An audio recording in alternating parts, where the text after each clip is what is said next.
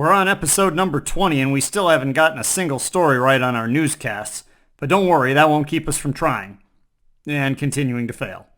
Off for another week of scoops. Voldemort's nephew convinced he won Got Your Nose game. Shere Khan, the new voice of Frosted Flakes after Tony the Tiger retires. And breaking news from our Most Wanted department, Curious George arrested for popping weasels. City police were summoned to a disturbance at the local mulberry bush yesterday as callers reported a young monkey was chasing weasels in circles while a man in a giant yellow cowboy hat futilely tried to get him to stop. Arriving to the scene, officers arrested Curious George and charged him with 3 counts of misdemeanor weasel popping. Lawyers warned he could face an enhanced sentence due to a similar incident last year centering around a cobbler's bench. Meanwhile, reached for comment, the frustrated weasel noted, quote, "If I had a penny for every time I've been chased and popped, I could buy a lot of spools of thread and needles." George faces 6 months in jail for the offenses, but pundits indicated that he could get community service entertaining children by popping out of a jack-in-the-box. Time now for a quick break as we check in with our friend Matt Ottinger for another round of TV listings. Welcome back, fairy tale fans. It's game show night here on WFRT. Tune in to catch all your favorite characters as they chase big bucks and fabulous prizes on all our classic shows. The fun starts at 8 on Who Wants to Be a Millionaire? Scrooge McDuck takes his turn in the hot seat with Regis, deeming the once-in-a-lifetime chance to win as much as $1 million actually not too stressful. At 9, it's time to press your luck as Rumpelstiltskin stands in for the whammy in a special live-action episode.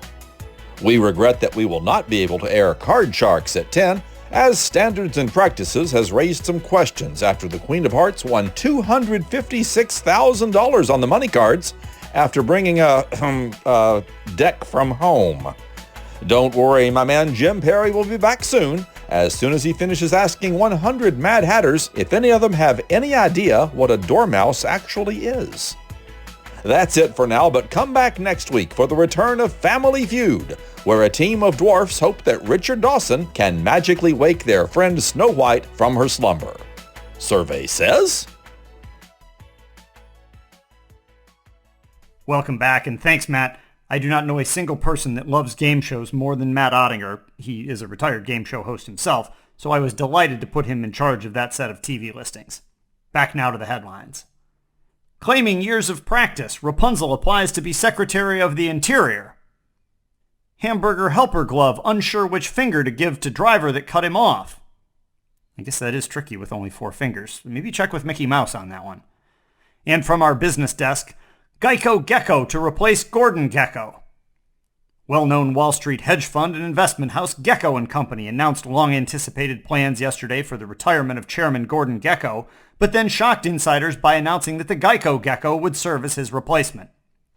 Listen, at the end of the day, it's all about money, right? The famed greed is good financier said. Well, guess what? This guy is famous for 15% returns every 15 minutes. That's $525,000 annualized, and those are close to my numbers. Plus, he's like 4 inches tall. We'll be able to get him a much smaller private plane, and that's big savings. Reached for comment on the set of his 804th Geico commercial, the Gecko expressed excitement about his new position. He indicated he was already getting fitted for some tiny $2,000 suits, but would probably opt against any reptile skin belts for the time being. He added that he plans to continue his Geico work as well, saying, "They need me here too. What are they going to do, hire Flo?"